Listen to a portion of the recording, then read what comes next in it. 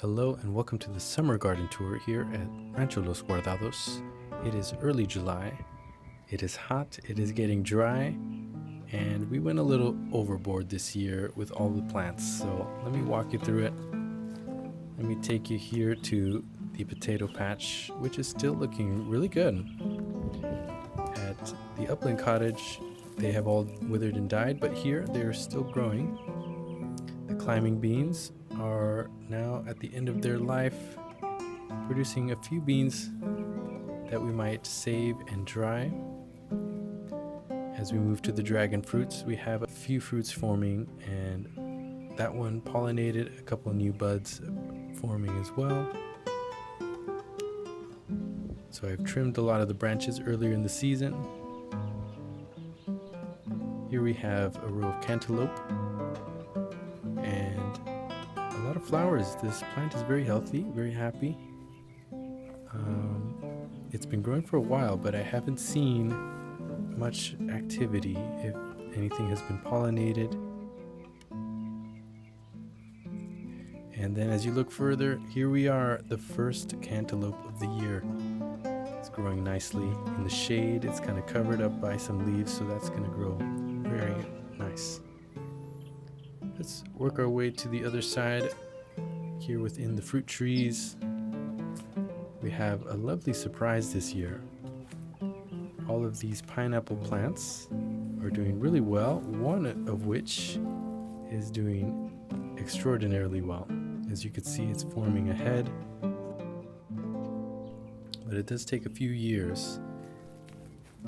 Here as we go to the main garden bed, it's kind of been overgrown to the point where we really had to cut back a lot of the plants that we had planted in the beginning.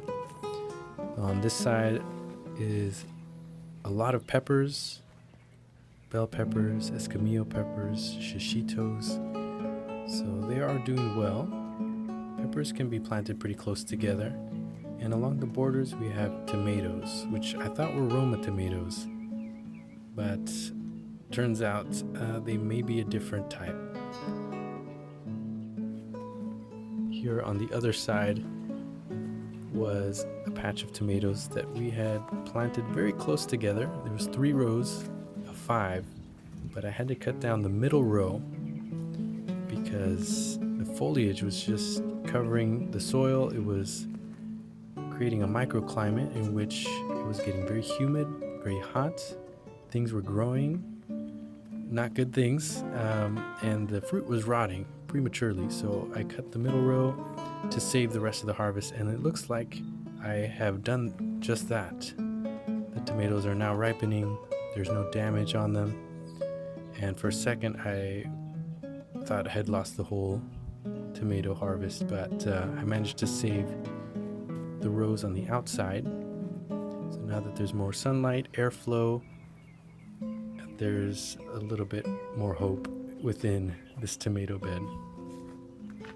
As we turn around, the cucumbers are doing well. This is a sashimi. It's an Asian style cucumber, a little bit longer. They have not grown very tall yet, and honestly it's been kind of hard to irrigate them because the soil is so dense with clay that it's hard for the water to penetrate it, so we may have to do some soil amendments next year.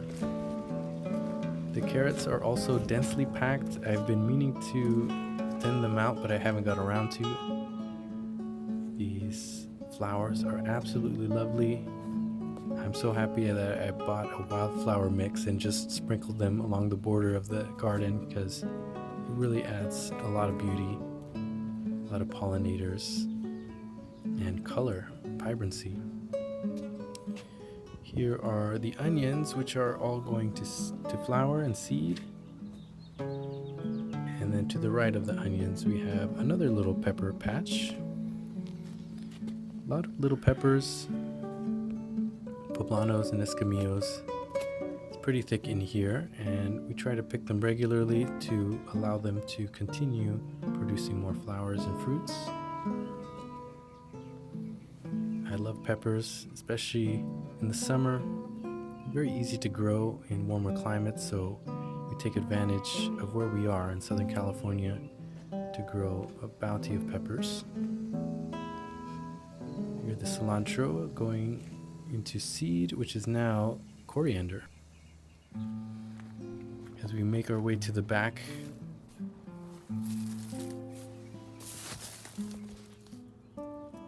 here we have the butternut squashes. We have a few more dragon fruits. These are younger fruits. The trellis has broke, so we had to makeshift a new trellis just to support all the weight. And as I take you to the back wall here, these are peppers from last year, which are still producing. So if you do have extra peppers in pots, you can definitely save them, overwinter them, and they will come back, and they have, and it's almost doubled my pepper harvest. So something to consider. If you really like a certain variety of pepper, they can survive through the winter. Luckily, it doesn't get very cold, probably low 40s at the coldest here in Southern California. So these peppers can withstand and come back in the summer. So it's quite amazing that all of these were from last year. So that is the summer garden tour. Take care. Have a wonderful July.